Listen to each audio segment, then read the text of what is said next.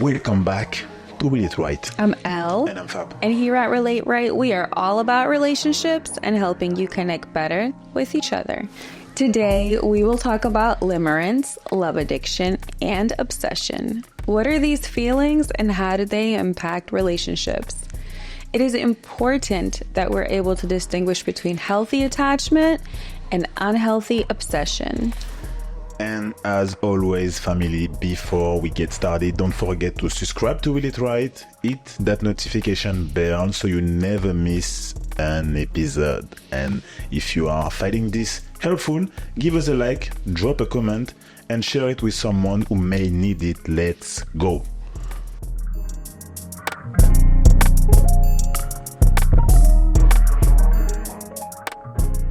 When we talk about this addiction, love addiction, obsession, be obsessed with someone, limerence, when we talk about this, we always think about what we've seen in movies, like someone is the stalker. Yeah. Same as this Netflix that we watched before. What is name? Baby Reindeer. Baby Reindeer. We talk about this excessive Right. aspect Yes. of those different love addiction. Mm-hmm. And that's why I'm like, even me, when you tell me, someone was obsessed with me, I think far away.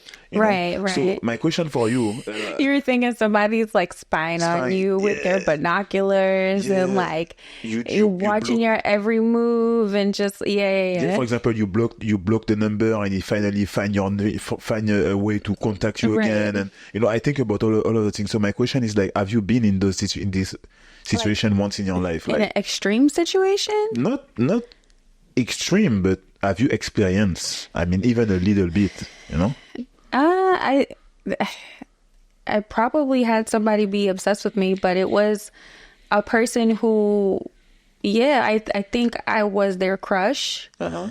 I never really realized until maybe a few years afterwards, right? Because I was always wondering, like, why is this person always talking about me to other people and always showing up where I'm at and just like, I don't know, just like causing trouble or spreading rumors or like just trying to kind of antagonize me. And at first I was like, well, what did I do to this person?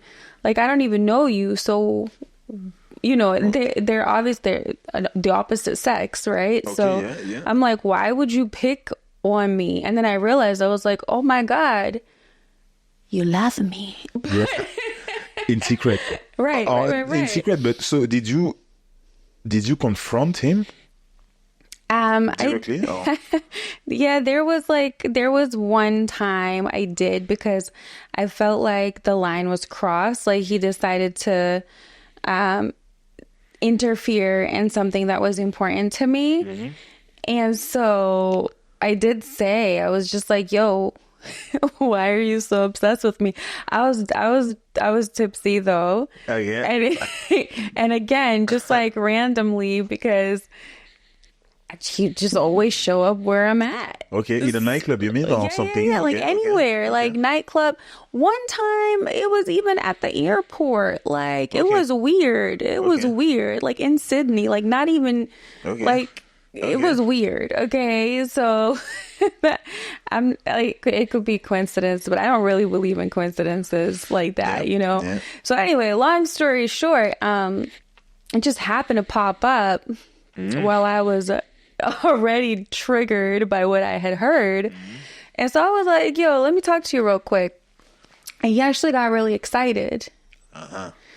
Then you could see that there were something. Right, but when I said what I said, so bluntly, that excitement turned into like rage, And this person was like, this person, from what I know, because I know that person for many, many years, is a very like, how you say, like, unemotional person, like doesn't really express any sort of emotion, even though we've had like, and by we I mean me, I've like had arguments before or like confrontations with him before, but I've never accused him of being obsessed with me. Yeah. And so when I did, I felt like it struck a nerve, you know? That's the crazy part with that, because generally, if you talk about the fact that someone is obsessed with you, Right. they're gonna tell you you're crazy. Yeah. They're gonna tell you, this girl think that everyone is on him. Right. Everyone's looking at her. Everyone's looking at you. You're crazy, you know? Right. So that's why when you figure it out, you need some proof. You need some, before to expose, like you said, before to say it, you need multiple of proof. Right. Before to say to someone, listen, there is this, I have these elements on you now. Yeah. Explain this for me, you know? Because otherwise you can look like the crazy one, and those people will say, me? Never. Are you serious? I'm not like that. What are you talking about? Yeah, but like any normal person wouldn't get that upset, you know? Yes. Wouldn't get that upset. So for me, I was like, ooh, I must have really, really struck a nerve, because I would have never, honestly, I never even lost sleep over it. I never thought about it. And it just pissed me off what I had heard. And so when I said it, and when I saw the reaction, then I was like, that's when the light bulb went off. It was later. I was like, oh. Yeah. Oh, it all makes sense now. Okay. But yeah, so like, I wouldn't say, I think things like that happen to people all the time. Like people tend to have obsessive thoughts about other people, and maybe like want to interfere in their life a little bit to have some sort of control, or maybe they watch, you know, the person be in relationships or potential relationships, and they get jealous and they act out. But it's strange, because in their minds they seem to have some satisfaction from interfering and having some sort of control. But the other person has no idea. You don't have to be in a relationship for someone to be obsessed with you. Of course. And you also don't have to be like, you know, clinical. Like, they're like, of course, everybody, I'm sure, has had obsessive thoughts about something or someone that hurt them or something, you know, before. But then there's like there's a spectrum. There is a spectrum, exactly. There is a difference between the obsessed, the addict, the person who addicts to you, or no, even more like, I would say creep, but not creep, but you know what I mean. You know, like violate your intimacy. Well, violate, your privacy, and then potentially can get dangerous or violent. That's different, or controlling or whatever. Like that's obviously, I think that's what therapists focus on.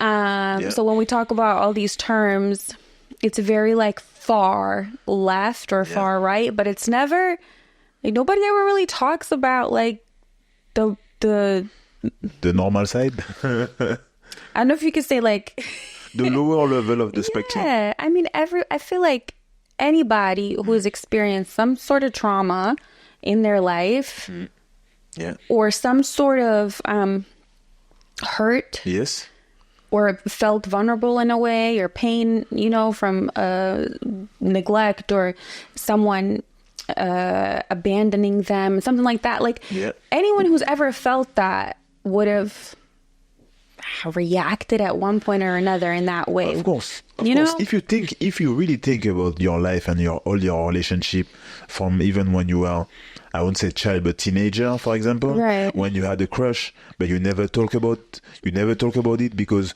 you were all a bunch of group of friends, for example, or you were a classroom of 30 friends or child together, teenager together, and you love, I don't know, Emily or Stephanie, I don't know the name, and you know her, but you act like a friend, and you know she's with one of your friends, and she like your friends, or she talk to you like a friend, but you never talk about it.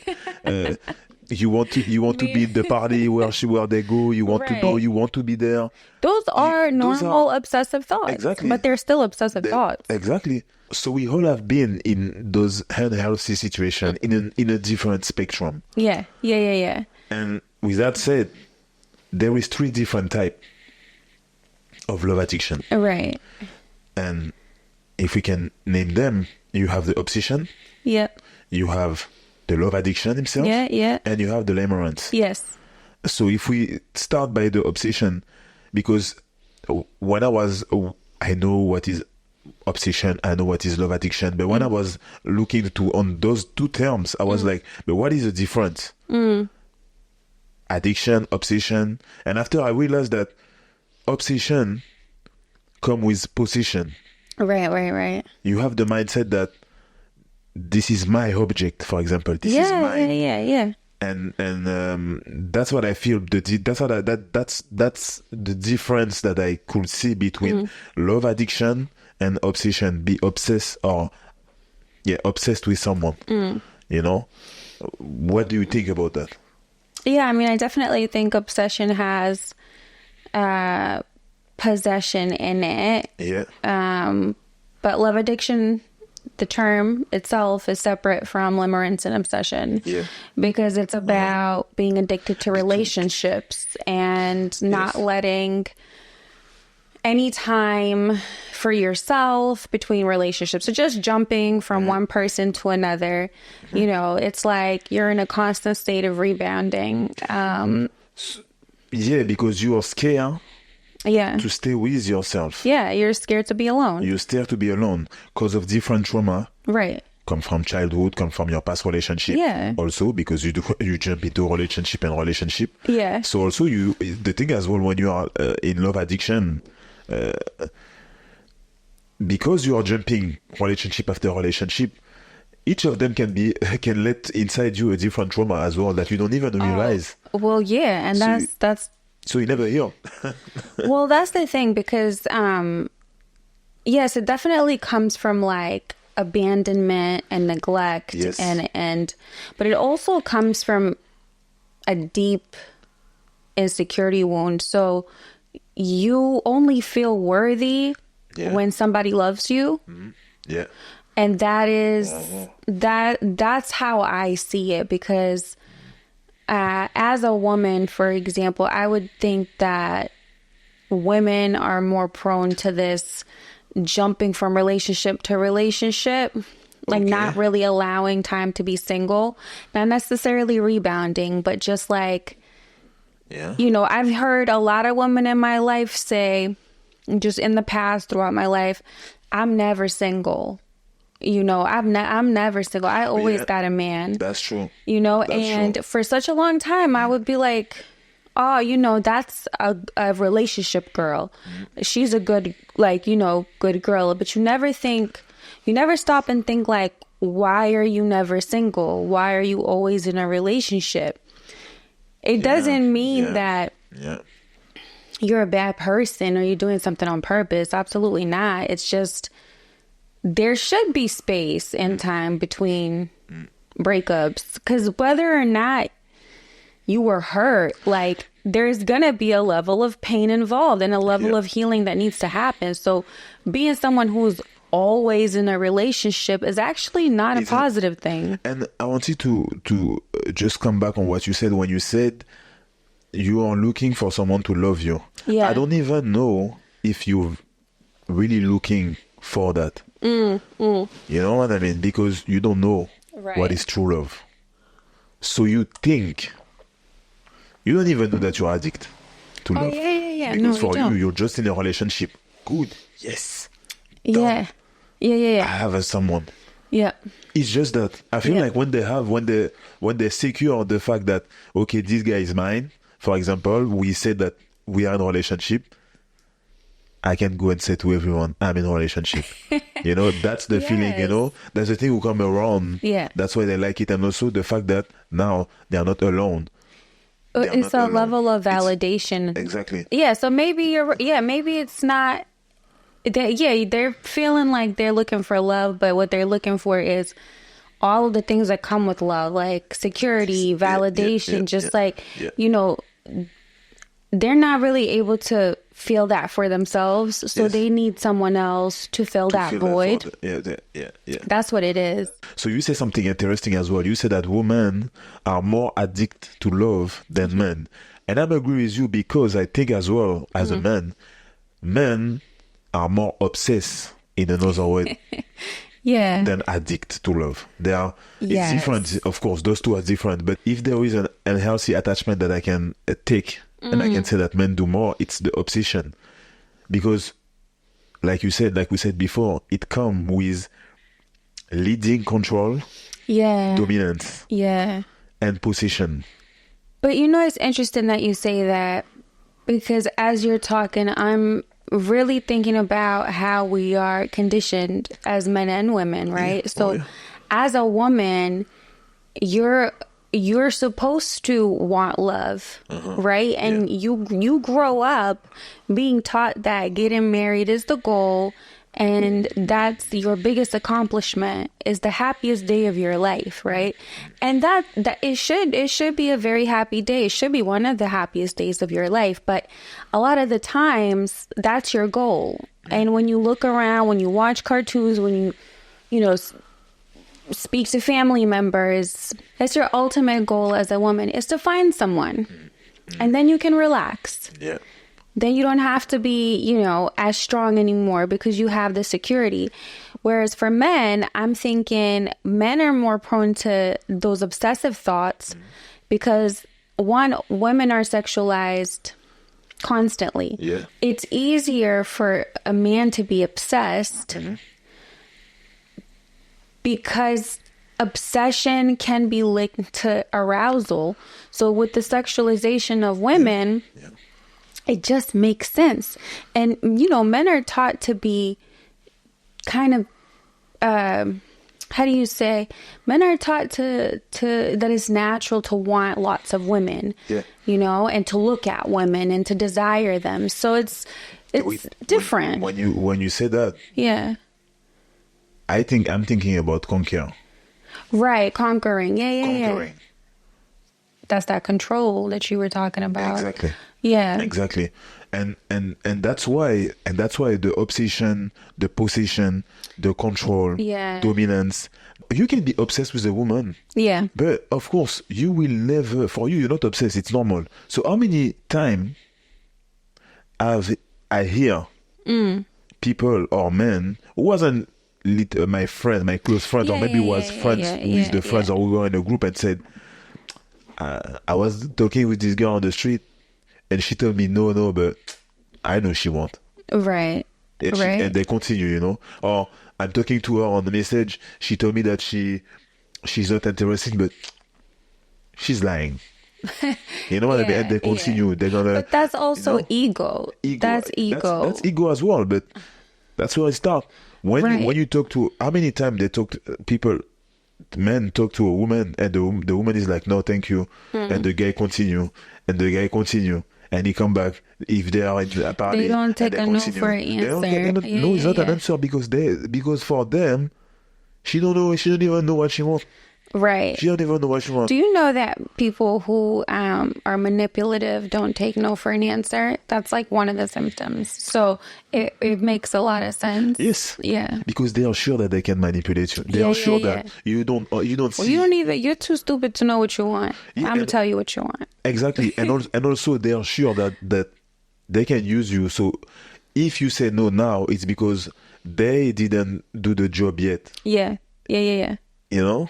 Right. Yeah. You know the old time saying that men love the chase? Yeah. Yeah, they do love the chase. They don't want to get it very, very fast or easily, sure. But that's not what it means. It doesn't mean keep coming back when she set boundaries and when she said, I don't want you. And when she said, ha, ha, ha. She's laughing in your face. Like, that doesn't mean keep trying. That means please go away. I've set a boundary. I'm not interested. I have a boyfriend. Like, how many times? Like, I've had like dudes be like, this is back in the day, right? A guy will come up to me. He'll be like, oh, hey, how are you? Whatever. Let me get your number. And I'll be like, oh, yeah, sorry. I have a boyfriend. Even if I don't, whatever, it's a safe answer. I'm not jealous. That's what he said. Nah, he'll be like, fuck your boyfriend. I'm better than your boyfriend. I'll show you a better time. You know what? Or they'll be like, you know what? But your boyfriend don't let you have friends? Oh, yeah. That's a good. Wow. Wow. And it works on some people. Of course. If they do that to you, it's been like it won't before. Yeah. You're not So the it's first like, one. what? That's that reverse psychology. You see? Yeah. Your boyfriend don't let you have friends? But let's be clear, when we talk about spectrum, for example, Right. we were talking about, I would say, maybe the lower spectrum of all those two different attachments, and the unhealthy attachment. Yeah. But if you go a bit further, you have some professional who gonna know what to say. Who gonna know, like you just said, like we're gonna tell you this type of phrase. Right. We're gonna make you really second guess yourself. Be like, that's true. Like, hold on, but I can have friends. He can't tell me what to do. Of course, then I can take his Instagram. It's right. nothing. And then you start to take an Instagram, and then you don't say that to your boyfriend because you didn't know. But for you, it's just a friend, Right. But you always know. You know the intention. It's just you feel like you set a boundary, but at the end of it, you don't want to be mean, and that's it. Still leaves a door open for people like that. Yeah. And I don't say that some girl cannot be obsessed with men. I don't say that. True. I think like even if there is less, they would be more crazy than a man. Oh well, you sound like you're speaking from experience. I didn't have that the last level of the spectrum. Well, that's great. That would be very dangerous. Crazy. Yeah. But I experience. I don't know if I can call this obsession as well. So I met a girl. It was casual. So the same way when you find someone and you chill, but nothing's no relationship. Yeah. We don't say that we're gonna be in a relationship. We don't say that it's gonna be serious. But at one point, and as always, when you do that during a certain amount of time, one of you will maybe feel that, oh, that's the one. Okay. That's the one. The is for me, for example. While you, when I say you, I talk about me. I knew that nothing's gonna happen, and at one point we will have to stop because I don't want a relationship, even with all respect, Yeah. But after a time, the fact that we were living far away, it helped because the girl was trying to see me, send me messages, as I didn't want to say the truth, so I was trying to find, I'm going somewhere, sorry, I'm busy there, I'm doing this, and it was like during like months, like she was trying still, I was like, maybe she would get it, maybe she.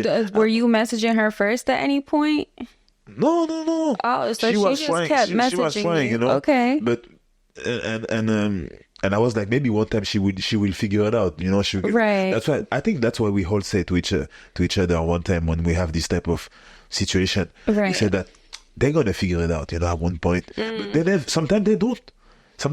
And she was trying. She wasn't calling me, that's another. If she was going to do that, I would have to say some things, but trying to send message, trying to see me, tries to organize something, a date or whatever. And finally, I had to ghost her. That's why she got obsessed, because you were ghosting her. But that's a great point. That's probably why some people start to get more obsessed as well, because when their ego is hurt and that trauma is triggered, they want you even more, right? Probably. But I ghost her. Did she show up at your door? No. Oh, she didn't? Okay. No. All right, so it wasn't on that level. No, it wasn't on that level. That's what I said. I didn't have the spectrum, the last level of the spectrum. I don't even can consider that like the middle. But yeah. I feel like that's normal. That's normal. She liked you, and she was hopeful, and she thought you were a stand-up guy who would tell her that you're no longer interested, right? But that's another point. I feel like women as well, women tend to not get it. You have to actually tell them, and then they'll get mad because obviously you hurt their feelings, but they don't get it. They don't get it. Like you can't just make up an excuse. People don't get it. she knew it from the beginning, by the way, but as the if I can call it, the relationship goes, Right. she forget it. So speaking about obsession, right? Limerence is this I wouldn't say new, but it's new to me. It's this term that basically describes a person who has obsessive thoughts about someone, like right when they meet them, but it's not necessarily obsessive thoughts about the person themselves, but about like the idealized version of someone. So they're like fascinated, mesmerized. They're just like, there's just like intense attraction to this person. Yeah. And they begin to form these obsessive thoughts, right? Yeah. It's a form of obsession in a way, or an addiction, but it's just a little different because it doesn't necessarily involve like control or possession. Yeah. Because there's quite there can be a distance between the people. So it's quite interesting because when we've done our research about limerence, it was very clinical, right? Very clinical. You can go deep, like very deep. Yeah. And it's like it can last for years. This person can be in limerence for many years with someone. Yeah. And that someone doesn't necessarily have to be their normal type. However, they have like a strong, usually sexual attraction to them. Yeah.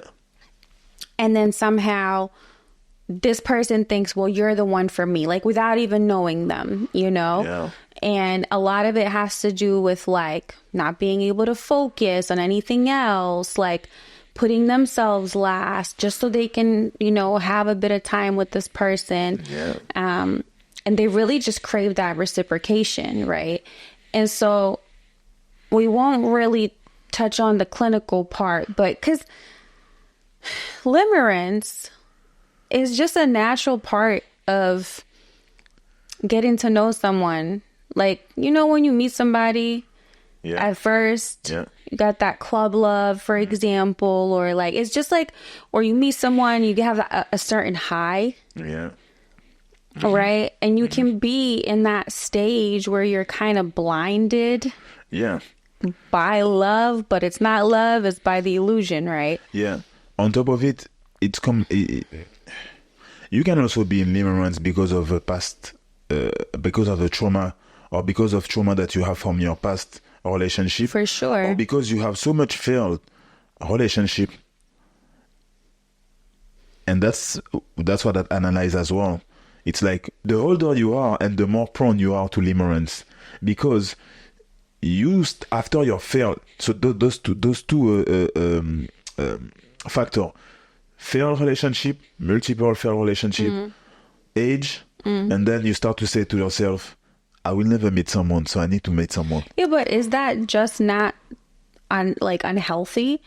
As in, like, the more unhealed you are, the more prone you are? Yeah. I mean, the more unhealed you are, the more prone you are to all any other different unhealthy attachments. It's true, because it's true what you're saying, because there's a sense of desperation that comes with limerence. Yeah, and you tend to you forget even like you said, you can be limerent with someone that you don't even normally like.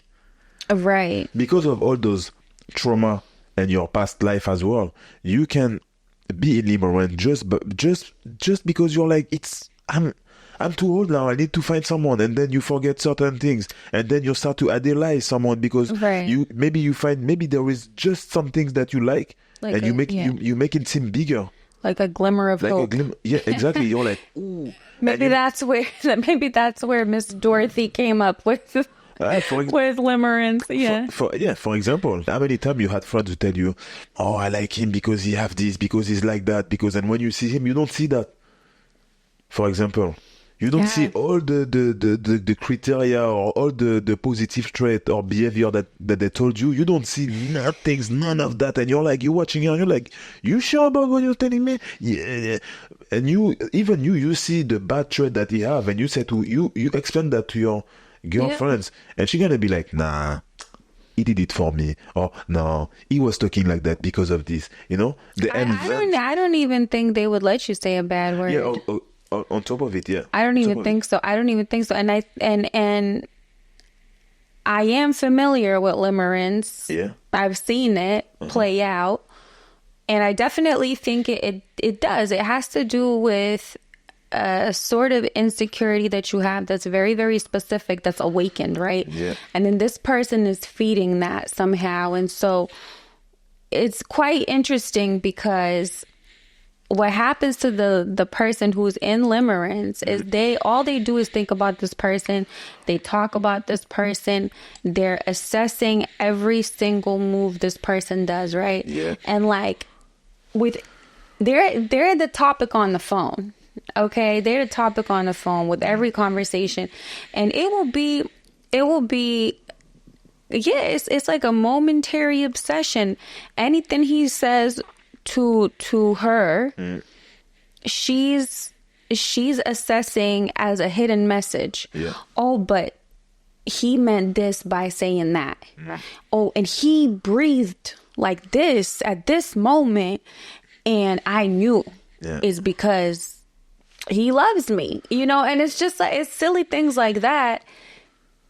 But to that person, it's very, very real. Yeah. Yeah. Is it the idealization of an unhealthy trait? From those people, it can be. I don't say that because you are in limerence with bad people all the time. You can be in limerence with a good person at the same time. You can. Yeah. But That's the thing. Yeah. Yeah, you can, and that would be very lucky of you to be limerent with a good person, because I think you're more so limerent with a person who actually doesn't have great characteristics. And that's because limerence, again, it comes from neglect or abandonment. And so when you grow up or have experiences where love is conditional, then you actually, that's what you crave. You're afraid of love. And so you can go into this limerence phase, right? Because you want to set the boundary too. Yeah. It's like you want to be in love, but you want that love to have a distance and to be far so it doesn't hurt you. Yeah. So it's all on your terms, even though it's literally hurting you. And even if you are apparently looking for reciprocation. That's exactly right. But it's a selfish thing. Yeah. Because you're actually using this person to validate you and reciprocate to you, but you're also changing yourself and who you actually are to manipulate them into liking you.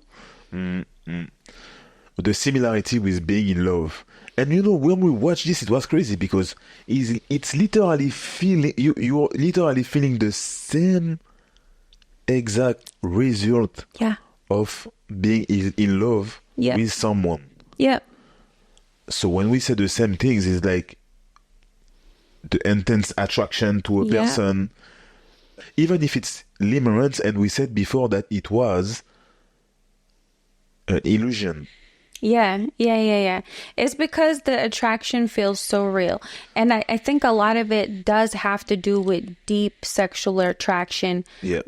And a lot of the times it is with a person that you're not usually attracted to. Yeah. And sometimes it could be with the opposite gender as well, like the gender that you're not usually attracted to, which is also quite interesting. So that means you can be limerent with your friends. Well, look, the definition is vast. Yeah. The very extreme stage is being limerent with an object, an actual object. Yeah. And then if we talk about the tame version that people kind of get over, you're not going to be limerent with everything. Yeah. You know what I mean? With everyone. Yeah. It might happen once in your life that you are that you fall victim to limerence because you have this really strong open wound and you happen to meet a person whose energy has awakened it. Yeah. It doesn't mean that you're going to be limerent 50 times throughout your life. You know what I mean? And again, so after talking about this, I'm asking myself, is this word is legit? Because I'm like, then Okay. then people who are unhealthy Yeah. mentally, Yeah. people who have trauma from their child, like we said, neglect, or Yeah. the parents did something bad to them, or Right. whatever. Someone who who have multiple relationship, and in the past have multiple as well issue in their relationship, and didn't heal, even after another relationship, they're still coming with all those different trauma with them in the next relationship. Yeah. So then you can be obsessed with someone. You can idealize someone without looking the red flag, because you don't even know what is red flag anymore. You don't even know what you want anymore, because Right. you never healed. You know what I Right. mean? So with all of this, can we say that it's limerence? Can we say Right. that you are in limerence, or you just didn't heal from before? Then you're open with different unhealthy attachment, Right. unhealthy behavior as well. You know? You bring up such a valid point, because if you look at the differences that are listed between love and limerence, they say things like, in limerence, you think the person will complete you. I mean, you think that in love, really? I mean, to me, it sounds like limerence is just a different definition of love. Yeah. Okay. Yeah. And it's an unhealthy attachment. It's an unhealthy bond. It's an Yeah. unhealthy definition of Yeah. love. Another difference is ignoring red flags Yeah. and not knowing that you're not compatible, Yeah. and idealizing the person at all cost. Well, hello, when you're in love is the same thing. Like, how many of us ignore red flags in love because Exactly. we are in love? Yeah. Yeah. You know? Exactly. And again, is that healthy? Is it the right thing to do? No. Yeah. How many people stay in a relationship while they're being hurt? Are they in limerence? Yeah. I don't know. Another difference was self-neglect and people-pleasing, right? Yeah. They say love is about reciprocation. Love is about mutual connection. It is. It's supposed to be. Yeah. But majority of relationships don't work like that. Yeah. There's one. How many times have you heard people say, you know, my husband loves me more than I love him, and that's how it should be, because Yeah. a man should love a woman more, because that's the only way for a relationship to survive. Yeah. A lot of people lead with that belief. And this problem that you just said, or this Yeah. issue that you just said, is not because you're in limerence. Right. You know what I mean? It's because of other factors, other issues from the society, from your childhood, it can come from everywhere. And like you said, now in this day and age, we are not looking to build a team with someone. We are not looking to create our own community by making child. You know, we are not looking to find if the vision of someone match with ourselves to be able to create something healthy. Right. You know, we're not even looking to ourselves to be sure that we are healthy before to enter in another relationship. That's exactly right. We don't do that. We don't do that. And that's the thing. Like, even when I look at the stages of limerence, Yeah. you got infatuation, Yeah. which is obviously, you know, you're so attracted to them. There's this mystery. They seem, you know, very difficult to get, which Yeah. is also part of the like allure. You know, you are obsessing over them. You have anxiety. You have all these thoughts. Okay, cool. You're infatuated. You're fantasizing, right? That's the first stage of having a crush on someone. Is that the dating phase? Is it not when you are dating someone? It can be. It can be. You are like that? Well, especially generally? if the other person is a bit closed off, they make it like it's more interesting, right? Yeah. When there's a little bit of distance between y'all and you Exactly. feel like you have to work a little harder. Yeah. And the second stage is crystallization. And that is literally when you see them as the solution to your Solution problem. to your problem. Exactly. And you don't see red flags. But that's, again, you're blinded by, we all present an illusion of ourselves. Yeah. Yeah. But also we all tend to assess other people through an illusion. It's not like it's very difficult to see someone and be like, well, I know exactly who they are. Yeah. You could be with somebody for 10 years and not know who they are. You could be with somebody for 10 years and they wake up to be a new person. Yeah. Like, as in, have different thoughts and feelings and values. So it don't make sense to me. Imagine you pass the infatuation, the crystallization, and then you realize, like, oh shit, this guy is not. I'm not matching with this guy. But but the last part of the last stage of limerence is deterioration, when you realize the relationship is not going to happen, for example. Yeah. Right? So this could have been a situationship the whole time. Yeah. Is it a situationship? Because one person's a limerence and the other person's a narcissist? Or, I don't know. It's very possible. And that's why I like to debate on this. Right. On those definitions that they try to tell us that, oh, you have this trait? Oh, you were in limerence. Go left in the limerence, in the limerence world. You are this. Okay, go to the narcissist world. Right. You know why? You can have the narcissist trait without being a narcissist. That's exactly right. Yeah.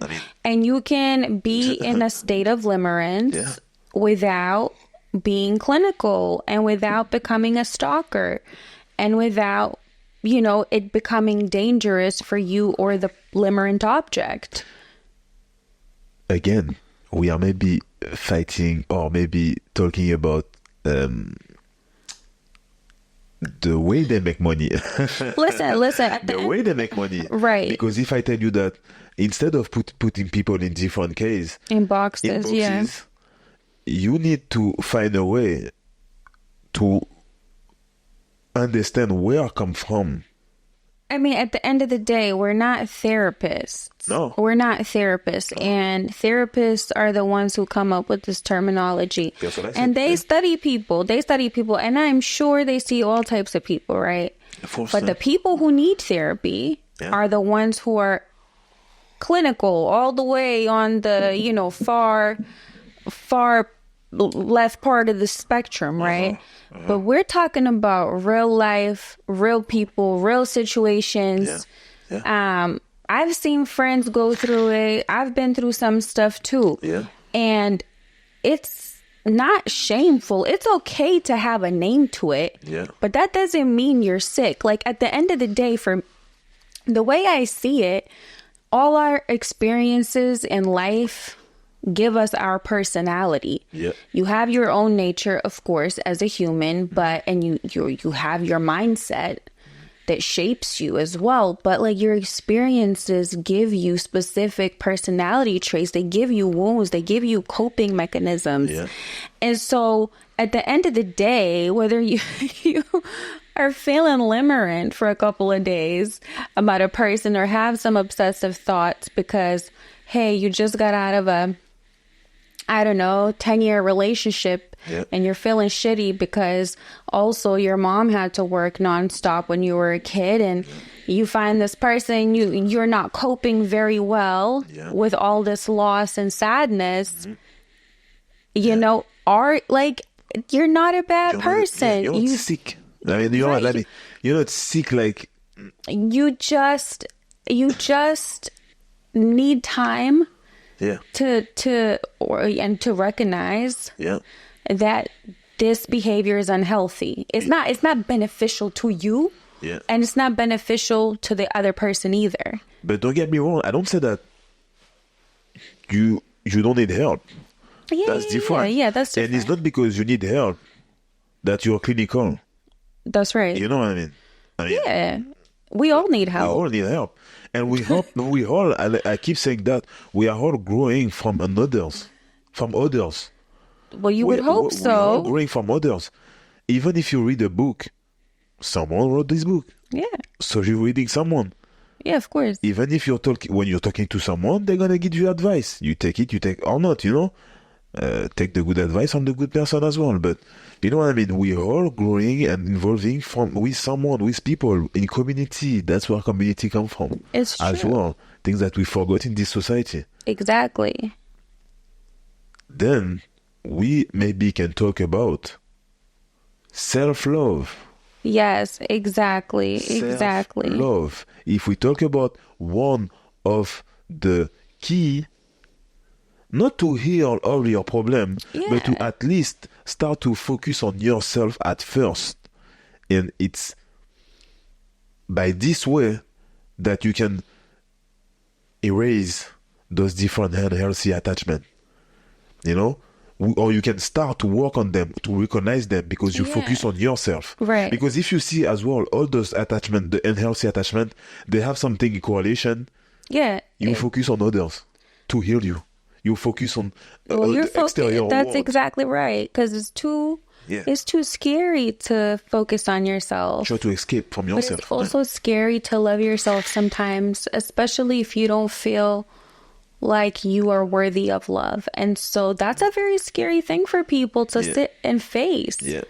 And to even admit, to be like, oh my God, maybe I don't love myself as much as I thought I did. Because I'm sure a lot of people don't know they don't love themselves. On top of it, it's very hard as well. It's even harder when you open your phone and you go on Instagram or TikTok and you hear like, oh, if you do that, you're narcissistic, and or if you do that, you're Limerence, and if you do that, you're another, and if you do this, and you're did that, oh, I did this, oh, I did that. Of course, because they all are in correlation. Right. But it doesn't mean that you are all of this, you know? No, it doesn't. No. Doesn't. So what's your final thoughts on this? Like I said, practice self-love. You know, the best way to heal ourselves is to understand ourselves first. And it will always be the same answer at first. Not the same work for everyone, because we have different trauma, we have different life, we experience different issue during our lifetime. When you are in a healthy self-love mindset, you cannot be addict to love, or if you prefer, scared to be by yourself. Right. You know, you cannot, because you are peaceful with yourself. You understand yourself. You know what you want. You know what you need, what you're looking for, and where you want to go.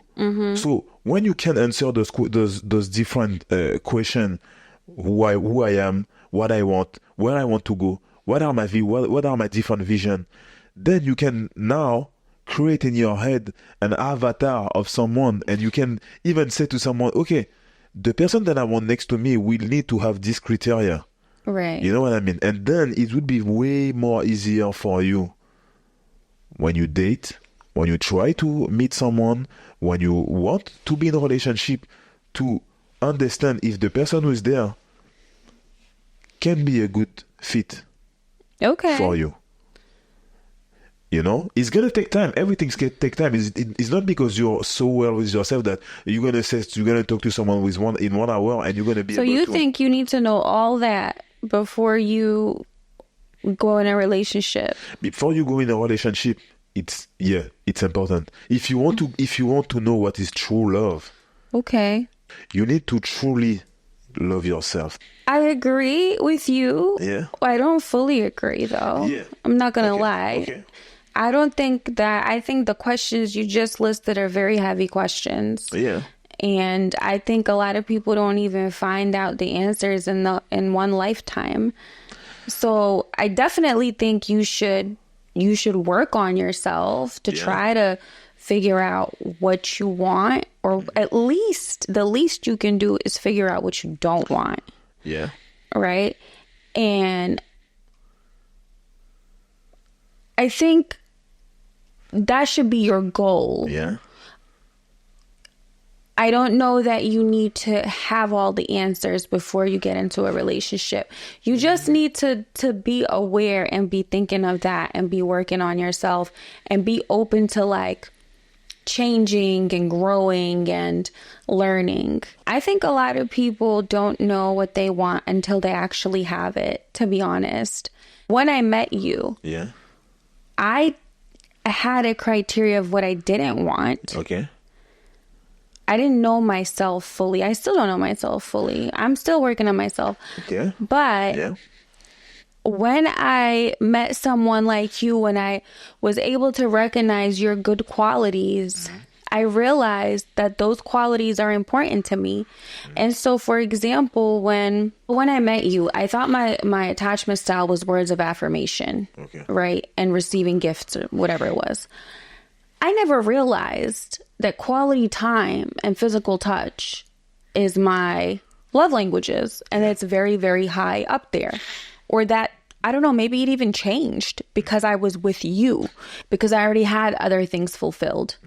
So what essentially I'm saying is that you should still be open to love while you're in search of some of these answers and while you're on your journey, because you might just find another work in progress who is gonna complete you in a way where you both can grow together. That's my only point. I agree with you, but it's depend on the spectrum again. If you're coming from war and you're missing a leg, you know what I mean? Okay. Learn how to work First. You know what I mean? It's No, the same. I get that. Of course. If you just have a relationship who wasn't very good, then right. Okay. But when I talk about those questions, what you need, what you want, what your vision, it's gonna help you to attract people also who gonna help you as well to realize that, oh my God, I like physical touch, but because you're open to it as well, because your mind is not totally healed, because no one is healed totally. We have things that we don't even know. Right. And also, for example, another example, I'm telling you all those things, but when I met you as well, even if I know what I wanted, I know what I didn't want it, I know what a real relationship should look like for me. Okay. You know, I know that. I know that I'm a loyal person. I want a loyal person next to me. I'm never gonna let you down when you're down. That's what I want next to me. You know what I want? I know that. So when you show me certain characteristic, you know, during our explorationship moment, when you show me those characteristics. Sorry, Fabian said that word first. Okay. Yeah, I said this also. When we were in our explorationship, we were in a fully relationship, but the chemistry was right, and we are trying to know each other. You show me certain characteristics who help me to make my decision. You know, so after that, when I was in a relationship with you and we were living together and we started to do our life, I learned many things about myself that I didn't know even before. Does it mean that I didn't know myself and I didn't know what I wanted? No, I know what I wanted. But because I knew and I chose you in correlation of what I was wanted as well, then it was just a confirmation. And you show me more, because then of course, we are growing. While you're growing, I'm growing. Right. While we are learning about ourselves, we are learning together. You know? Right. You know? So that's what I'm talking about. Yeah, so really it's just like being in the process of healing and being in the process of being in an explorationship with yourself. Yes, very important. I think that's the key. That's the key. And you're gonna attract who you deserve. Absolutely. Thanks for joining us today. If you enjoyed this episode, please subscribe, leave a comment, and share it with someone who could benefit.